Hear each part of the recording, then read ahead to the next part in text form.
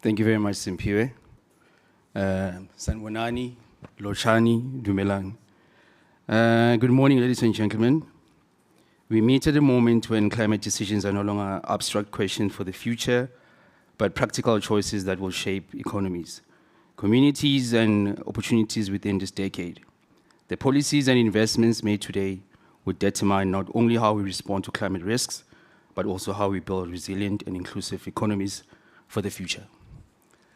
My name is Andile Mlambo, a commissioner of the South African Presidential Climate Commission. I've been an active participant in the commission since 2021, bringing civil society and youth perspectives, rooted in grassroots mobilization and global advocacy to strengthen the PCC's just transition agenda. It is therefore a privilege to welcome you to this important gathering of researchers, practitioners, policy partners who are working at the forefront of climate and energy modeling. The Presidential Climate Commission, together with African Energy Futures and the Climate Compatible Growth Program, is pleased to welcome you to this conference. The gathering brings together partners from the PCC's modeling community of practice, AEF's African Research Community, and the CCG's Senior Research Community. By convening these networks in one space, we create an opportunity to deepen collaboration, strengthen analytical capacity, and build relationships across institutions working on climate and energy modeling. Over the next 3 days, we look forward to exchanging ideas, exploring methodological approaches, strengthening the modeling foundations that support effective research and policymaking. But it's important to pause and ask a fundamental question.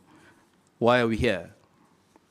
We are here because the impacts of climate change are becoming increasingly severe, increasingly visible, increasingly unevenly distributed. The scientific evidence is clear. Globally, the period from 2015 to 2024 has been confirmed as the warmest decade on record, and the World Meteorological Organization has identified 2024 as the warmest year ever recorded. These records are not simply statistics. They reflect a rapidly changing climate system that's already affecting ecosystems, infrastructure, and livelihoods across the world. South Africa is not immune to these impacts. In recent years, we have seen an increasing number of extreme weather events that had profound consequences to communities and the economy. One of the most tragic examples is the Durban floods in April 2022, which remained the worst flood disaster in South Africa's history. The floods resulted in the loss of lives of more than 448 people, displaced more than 40,000, and destroyed more than 12,000 homes. Beyond the immediate human tragedy, the event disrupted transport networks, damaged critical infrastructure, and imposed significant economic costs. In-depth analysis has further shown that average rainfall over the Durban region during the event was approximately 40% higher in 2022 climate compared with what would have occurred in a cooler, counterfactual world without the influence of anthropogenic climate change. This evidence reinforces an important point. Climate change is no longer a distant risk.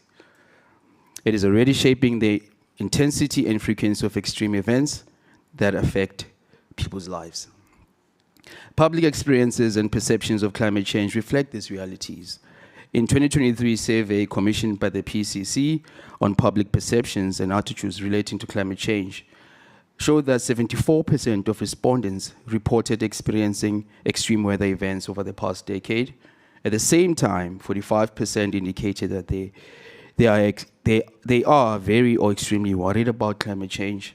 These findings highlight the growing agency with which climate risks are being felt across society. At the same time, governments across the world, including here in South Africa, are making major decisions about energy systems, infrastructure investment, industrial transformation, and climate policy. These decisions involve complex trade-offs between emissions reduction, economic development, energy security, and social equity. Without robust evidence and credible analysis, it becomes much more difficult to navigate these trade-offs effectively. This is where modeling becomes very critical and important.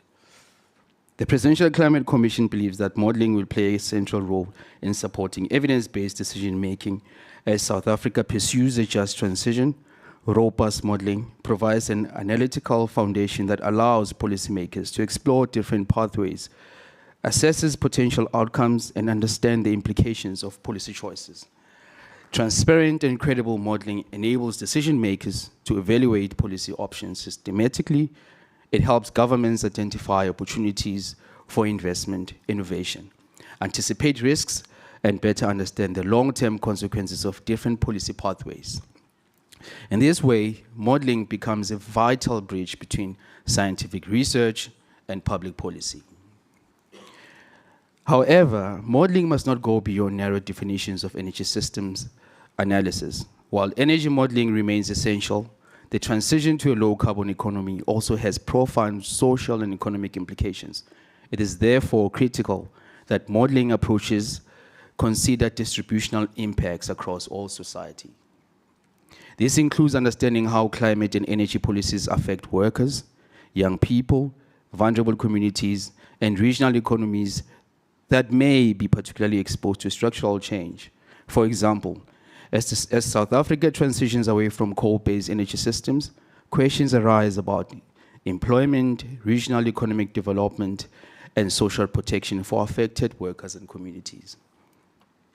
Modeling can help us explore different transition pathways and assess how policy choices influence outcomes such as job creation, regional development, inequality, economic transformation. In doing so, modeling becomes an essential tool for ensuring that the transition to a low-carbon economy is not only environmentally sustainable, but also socially just. This discussion is also highly relevant beyond South Africa. Africa's development pathways will play a defining role in the global climate transition. The continent faces the dual challenge of expanding energy access, economic opportunity, while also responding to climate risks that are already affecting livelihoods and infrastructure. For many African countries, the energy transition must be pursued alongside the urgent need for economic development, industrialization, poverty reduction, and modeling therefore becomes a critical tool for understanding development pathways that are both climate compatible and inclusive. This is precisely why strong modeling communities of practice are so important. A modeling community of practice creates platforms where government departments, research institutions, universities, independent experts can collaborate more effectively. Climate and energy modeling is inherently complex and multidisciplinary, and so single institution possession all the expertise, data, analytical tools required to fully understand the challenges of a just transition. By working together, we combine strengths, share knowledge, improve the overall quality and credibility of analysis. Communities of practice also promote transparency and peer review. When modeling assumptions, data sets, and methodologies are openly discussed and scrutinized, the robustness of the results is strengthened. The transparency helps build trust among policymakers, researchers, and the broader public, ensuring that modeling outcomes are understood not as isolated technical outputs, but as part of a collaborative process of knowledge generation. Another critical role of these communities is to build modeling capacity. Many countries, including South Africa, face shortages of skilled researchers who are able to work with complex climate and energy models by sharing tools, data sets, methodologies, and training opportunities. Communities of practice can help build national analytic capacity. This is particularly important for emerging researchers and institutions. By supporting new talent and strengthening institutional capacity, we can ensure that modeling expertise continues to grow across the research ecosystem.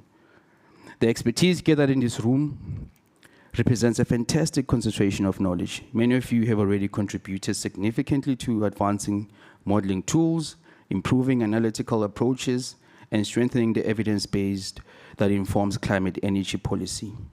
Your work has played an important role in shaping policy debates, supporting more informed decision-making. As we begin this meeting, we therefore hope that in the next 3 days, we'll contribute meaningfully to several important objectives. The first one, We hope to strengthen collaboration across the institutions and disciplines.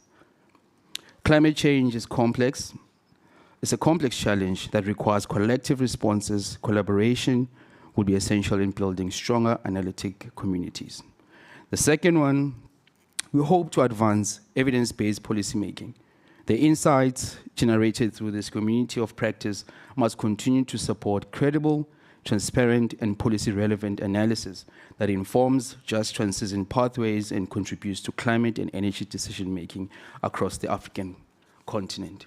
The third one, which is very important, we hope to contribute to the building the next generation of modelers by investing in mentorship training, knowledge sharing. In this way, we can empower emerging researchers, particularly young scientists, to play a meaningful role in shaping the analytic tools that will guide future climate and energy policy. Young researchers bring fresh perspectives, new ideas, and renewed energy to this field, and their participation will be essential for sustaining strong modeling communities in the years ahead. As I close, we would like to thank all of you for your participation and important work that you do. The models we build, the assumptions we test, and the evidence we generate will help shape the policy choices that define our collective future. Your work helps ensure that the transition we pursue is not only technically sound, but socially and economically sustainable. We wish you productive discussions over the coming days, and we look forward to the insights and collaborations that will emerge from this gathering. And with those words, I would like to say thank you very much.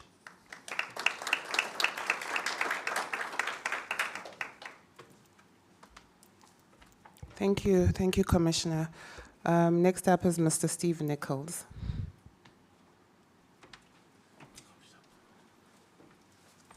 Morning, everybody. It's wonderful to see you all. Errol mentioned a very important point that I think is worth re-emphasizing. Making major decisions about infrastructure, referring to governments across Africa, without robust evidence is just like a real challenge and a real problem. And so that's kind of why Africa Energy Futures exists. So as many of you know, I left the Presidential Climate Commission about a year ago to start Africa Energy Futures. And the sort of background stat that we use to frame this is of all of the studies referenced by the UNFCCC on energy in Africa, 2/3 of them have no African authors at all. Right? And so what we expect African investors and policymakers to do is make these infrastructure decisions that Errol mentioned off the back of once-off, short-term, consulting-led donor commission studies, right? There's no trust. And we all know that it takes years of interaction between the modeling community and policymakers before we have even a solid sense of what the policymakers want us to model, right? Let alone actually build the models. And so one of the things that we need in this kind of capacity process is building strong institutions that can host these long-term learning and collaborative processes. And that's what Africa Energy Futures is all about, is building these long-term institutions across Africa. And one of the things that we expect these, what we call modeling hubs or energy research hubs, is to convene a community of practice, which is what we are here to do today. And I wonder if I could just quickly get my slide up. So this is how the Presidential Climate Commission initially conceived of what a modeling community of practice could look like, right? And if you can read this, the block in the very center is energy modeling, and I put that there because I think of energy modeling as the gateway drug to a whole suite of other kinds of models, right? And many of you know, if you try to ask a policymaker what they want, they very rarely get down to the level of detail about the ratio between wind and solar. You know, they're much more concerned with what? With jobs, with inequality, with poverty. And so once you start doing these energy models, you have to start asking a whole bunch of other kinds of questions that your model normally can't answer, right? So, for example, what's happening with land use? What's happening with water? How many jobs are created? How does the benefits of this investment flow down through the economy and impact inequality? right? And so a community of practice that is convened here today needs people who can do these kinds of modeling all over, right? And so, credit to the Presidential Climate Commission, what they did was they thought very carefully about what kinds of modeling do we have and what kinds of modeling do we not have. And so South Africa famously has the Energy Research Group, or the Energy Systems Research Group at UCT, that has a linked CGE economic model and energy model. But it couldn't do grid modeling, right? Couldn't do microsecond, grid stability modeling. And so PCC, with some support from the Danish government, then commissioned Stellenbosch to build that model. So now South Africa has linked a macroeconomic model, an energy model, a geospatial production cost model, and a grid model. Soft linked, but it's like the beginnings of a bigger model, right? And then we got lots of questions about distributional impacts. So then the PCC commissioned Adiola and his team, who will be talking shortly, to do some macroeconomic modeling. So now we have a soft-linked macroeconomic model and microeconomic model, right? And then sector-level models. We need more detail on transport. So Tanya from the UCT team went and built a much more, or had adjusted a much more detailed transport model. And that's kind of the idea about the community of practice, so that you can start asking a much more in-depth, or have a much more in-depth interrogation of the policy asks. And of course, climate modeling and adaptation and resilience and all of these things are critical parts of the system, so you have to have a lot of depth there. So that kind of makes sense. So we're excited about today, because today is the first time that we've then expanded this modeling community meeting that was very South African focused to have a much broader Africa focus. And so today we've got people obviously from the South African community of practice, but we've got people from Niger, Botswana, Kenya, Morocco, Ethiopia, from the United States, the United Kingdom, from Denmark. And so this is a really exciting global group. And the idea of today is for us to discuss what it takes to run, or the next 3 days, what it takes to run a modeling community of practice, what kind of skills do you need, how do you govern it, how do you make it happen, these kinds of questions. But also from our perspective as, talk for our partners, CCG, PCC, and AEF, is to understand what is helpful for you trying to build these kind of communities and these kinds of models back home. What can we do to support you? What's most impactful? Right, obviously giving you money is the most impactful. But after that, what is helpful, And so that's kind of the idea of the next 3 days. And so we're really excited and really glad that you're here and really looking forward to engaging with you. Thank you very much.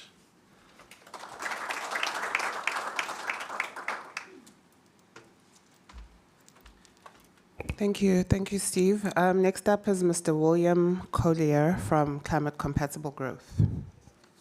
There you are.